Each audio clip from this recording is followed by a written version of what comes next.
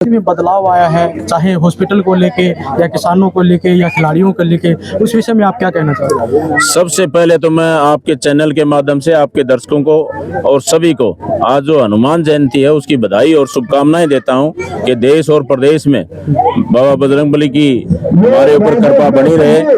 पहले तो मैं देश और प्रदेश और यहाँ पर आए हुए सभी खेल खिलाड़ियों को बधाई देता हूँ और शुभकामनाएं देता हूँ कि हनुमान जयंती आज देश और प्रदेश में जो हनुमान जयंती मनाई जा रही है, और उसी उपलक्ष्य में आज हमारे यहाँ पर जो खेल का आयोजन किया, पूरी खेल कमेटी का और पूरे गांव का, पूरी पंचायत का, सरपंच साहब का, कौशिक साहब, हमारे कैलाश जी खड़े हैं, सारे हमारे सम्मानित साथी खड़े हैं, सभी का धन्यवाद करता हूं कि इन्होंने मेरे को यहाँ पर बुला करके जो मान सम्मान किया, और सबका मैं बधाई देता हूँ, शुभकामनाएं देता हूँ। आज आप बात कर रहे थे किसान की हॉस्पिटल की, और हमारे सबसे ज़रूरी जो चीज़ होती है हमारे जीवन में, सबसे ज़रूरी हमारे लिए शिक्षा और स्वास्थ्य। और स्वास्थ्य की अगर मैं बात करूं तो पिछले टाइम में आपने देखा भी होगा, जब मैं हॉस्पिटल में गया था और 1972 में हमारा जो हॉस्पिटल बना था, बिल्डिंग बनी हुई थी वहाँ पे लोहारों की, तो वो तो बहुत पहले बनी थी, यानी कि 52-53 साल पहले बनी थी। और हमारे हॉस्पिटल में आज तक 4-5 इससे ज्यादा कोई भी डॉक्टर नहीं थे। और विधानसभा में पीछे जब विधानसभा चली मार्च के महीने में, तो मैंने आवाज उठाई हॉस्पिटल के बारे में। मैं धन्यवाद भी करना चाहूंगा स्वास्थ्य मंत्री जी का भी, आदरणीय मुख्यमंत्री जी का भी, कि पहली बार 5 डॉक्टर एक साथ भेज करके जो हमारी आवाज को उन्होंने लोगों ने सुना, मुख्यमंत्री जी ने सुना, स्वास्थ्य मंत्री जी ने सुना, तो उनका मैं स्वागत करता हूं। और बात आती है शिक्षा की।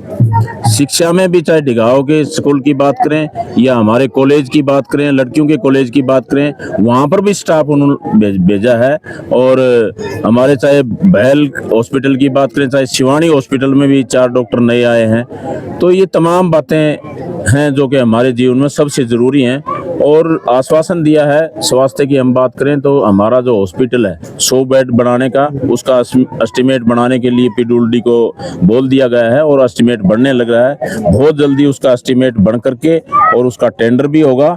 और हमारे इस क्षेत्र में जो कि हमारा जिला भिवानी से 60 किलोमीटर दूर पड़ता है, जो कि स्वास्थ्य सेवाएं यहाँ बड़ा कोई प्राइवेट हॉस्पिटल भी नहीं है, सरकारी भी नहीं है, जिससे कि हमारे इस क्षेत्र में जो हॉस्पिटल 100 बेड का बनेगा, डॉक्टर यहाँ पर होंगे, तो हमारे को दूर नहीं जाना पड़ेगा और हमारे को स्वास्थ्य जो सेवाएं हैं वो सभी को उपलब्ध। देखो, विधानसभा में आपने जिस प्रकार से सवाल उठाए हैं और इस चर्चा सामने आती है कि पहले आमतौर पे नहरी पानी की या किसानों की मुआवजे की जो बात होती थी, उसको हटा के पहली बार लोगों के मन में विश्वास हुआ कि रोड की बात करें, स्वास्थ्य की बात करें, शिक्षा की बात करें। क्या लोग आपसे जुड़ रहे हैं आके?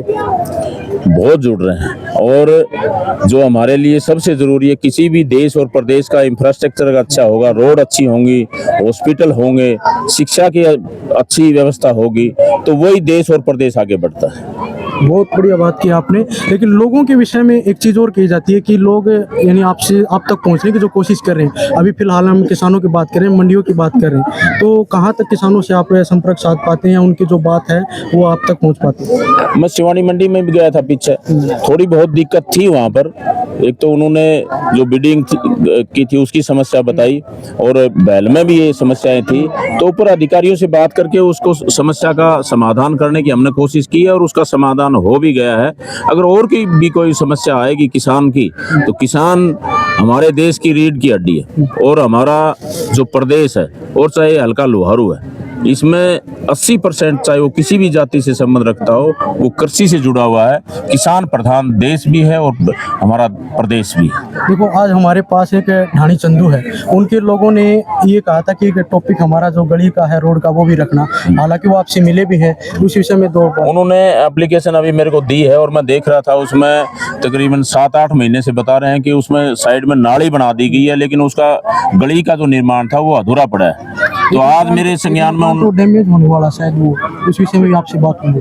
हाँ, मकान के बारे में तो मैंने नहीं देखा, लेकिन मैंने गली के बारे में जरूर उसमें मोटा मोटा देखा था कि पिछले 6-7 महीने से सिर्फ और सिर्फ वहाँ पर नालियाँ बना दी गई हैं और गली का काम बीच में अधूरा छोड़ा हुआ है। तो वो मेरे संज्ञान में आई है और हम 2 दिन की छुट्टी है, मंगलवार को जब ऑफिस खोलेंगे तो डीसी साहब से भी और यहाँ के संबंधित बीडीपीओ साहब से भी बात करके उसको जल्दी से जल्दी पूरा करवाने का काम। बहुत बहुत धन्यवाद।